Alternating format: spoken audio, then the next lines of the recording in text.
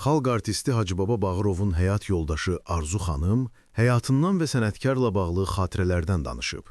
Şükür hər şeyim var, amma bircə hacı yoxdur. Onsuz 12 ilə keçirəm. Hər şey dəyişib, amma mən onun adını yaşatmağa çalışıram. Ən böyük arzun hacının adına küçə verilməsi və yaşadığı binaya barelyef vurulmasıdır. O, incəsənət tariximizin ən böyük aktyorlarından biri idi. Arzu xanım bildirib ki, Hacıbaba Bağırov dövlət tərəfindən daim diqqət görüb. Biz heç vaxt unudulmamışıq. Hacı şöhrət ordenli xalq artisti idi.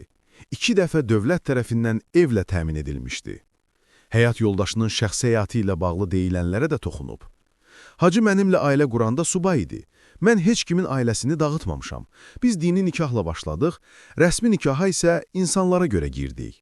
Hacı xoşbəxt idi, mən də.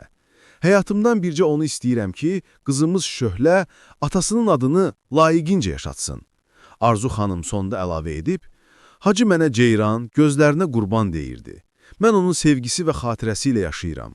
Bu sevgi ömürlükdür.